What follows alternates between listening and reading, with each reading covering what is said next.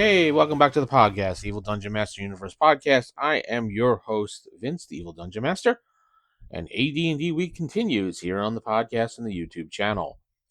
Got some good feedback from the last couple videos that I did, and podcasts I did. Great comments on the Sweetwater video, as some people had some ideas for using Sweetwater, and now looking at it in a different light, thinking before it may have been useless, but now, after the podcast, some people were like, If you'd like to suggest something for the podcast for the rest of this week, ask the DM at theevildm.com or head over to Spotify and comment there, or YouTube videos, comment there and suggest something of a magical item or something of AD&D.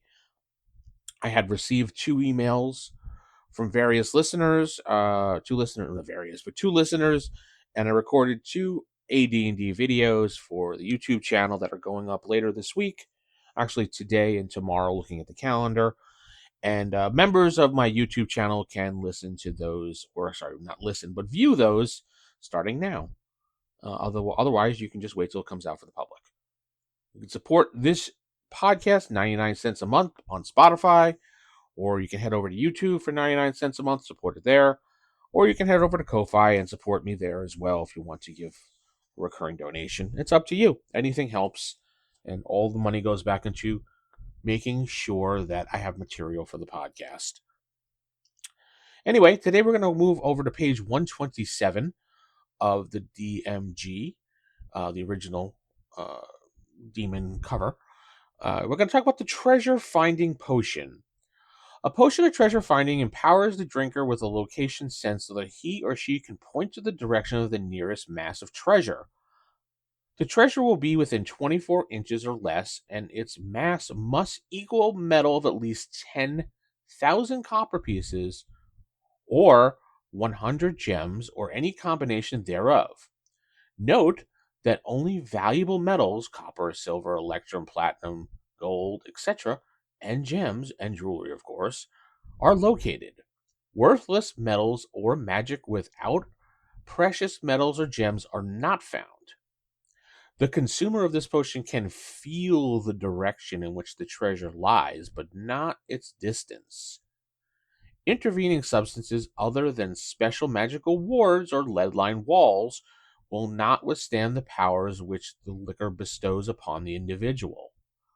The effects of the potion last for from 5 to 20 rounds. Clever players will attempt triangulation. So what do you think? This potion here. If you got this potion in your game, would you be like, ugh? Or would you actually be like, oh? Me personally, if I was a player and I got this, I think I would probably be a little excited about this because not only the treasure, it could lead to something pretty cool. Now, of course, as a DM, you could make it a 10,000 copper piece treasure, which is still worth something, but it's not as exciting as that, and maybe the rest of it's some type of fool's gold or crap that makes you think it's something worth it. You can use this as a couple different things for your campaign. It could be some type of plot device where you have to find this potion and then find a certain treasure. So it's not like it's an easy thing. So would you use this in your campaign? And comparing this to other things inside the DMG for you can give away potion wise, I think this is on the lower end of things. Probably not as low as the disappointment when people get Sweetwater, but I think as a player, I'd probably be pretty excited about treasure finding potion itself. What's interesting is that you can sense what direction it is. And as long as it's in with the 24 inches or less, which you can tell me which one you want to use for that one because it's contradicting itself sometimes the way it's written. But 24 inches could mean yards outside, and it means feet inside dungeons. So, yeah, it's kind of one of those translation things that you have to figure out as a DM, and you can just put whatever you want. 24 inches could be 24 miles for all that matters.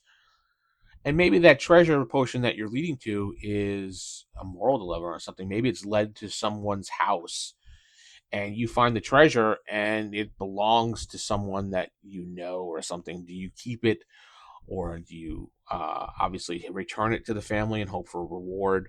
There's always things like that you can do. Now, as a DM, can you kind of twist this one and make it so that it's kind of evil? Possible. It's possible. Maybe you can allow them, or I should allow them. You should give it so that when they drink it, they have like these vivid dreams of, you know, greed and stuff like that, and they have to get this treasure. You can add that little curse to the potion that it becomes like, you know, Golem in the Ring, and I must find my precious. So maybe, you know, something like that when you drink this potion. Also, another thing that came up, and was talking about the Sweetwater potion on my YouTube channel with a lot of various different commenters. They were questioning, and it really depends on the DM again. This is one of those potions. Is it a drink it all at once and it's done? Or does it have multiple doses in it? Because the Sweetwater potion, most people were saying if it has multiple doses, it's definitely 100% worth it. Now, my ruling for that, me personally, would be it's multiple uses for that potion, or it can be multiple uses. If you're trying to clean up a drink, I would think a drop or two would do it. A little bit more for larger things, like a whole body of water, I would say the whole entire potion. But that's my ruling as a DM. I would allow multiple uses of it in somewhat different ways. Treasure finding, I would think that depends on how it would work in the campaign. Now, if it's just a random magic item I'm giving to one of the player characters because I rolled it or I thought it'd be something interesting, then probably it's going to be a one and done.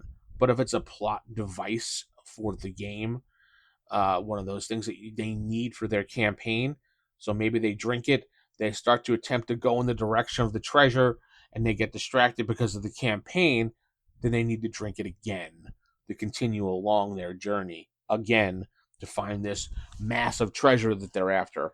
So it really depends in your game how you really want to use it. Looking in the book, it seems that the treasure finding potion is worth about 600 experience points and 2,000 gold is what is listed when Gary decides the items and its value. What's funny is, speaking of that, and it's just a little bit of a story. When I went to a convention, Gen Con one year, and I asked Frank Menser about how they get the formula for these potions and experience points for it. And he said basically they made it up. They just made it up along the way, and that's the way Gary handled it. So there was no like formula for these things, and I'm sure there probably was, and maybe Frank was just joking, but he said it with a serious face, and that's the answer he's always given me when I've asked him about it. And I've asked him a couple times over the years just to see if his answer is the same thing, and he's always said the same thing. And I believe that this was asked of Tim Kask, and he said a similar answer, that it was just kind of made up along the way, and they didn't have any formula for it. I mean, I could be completely wrong, and maybe they were just both just doing it as a laugh. But I don't know. Anyway, because there's no real formula for half these things. One thing worth this much, one thing worth that much. I mean, come on, whatever. But anyway, tell me how you'd want to use this in your campaign. I think it'd be a good device for quest. Multiple uses, bringing you kind of like that. Like if you have a compass or a MacGuffin in the campaign, and you wanted to bring you along the road of how to find things, this would be a perfect item to use. Tell me in the comments. Don't forget to head over to Spotify, and you can also comment there. And if I have a poll up, you can check it out. They're usually based on the actual episode. Comment on YouTube as well. Share the videos. If you'd like to support me, head over to ko-fi.com/evilDM. You can support me there. Or support my channel on YouTube for 99 cents a month. Get access to videos early and a special stream Friday nights. Or you can support me on Spotify as well for 99 cents. It's up to you. Any little bit helps, and I appreciate that everyone that supports me in the endeavors of the podcast. Jeff does as well. Go ahead and check out the community tab on my YouTube channel as well, as there's an ongoing poll story of an adventure going on. You get to drive the adventure by voting or rolling your die and then voting, and then we'll see where the adventure goes from there. A lot of people are really enjoying that, so get over there and check it out and vote and like it and have fun with it. I'm going to head out. Keep it original, keep it old school. Good night. God bless.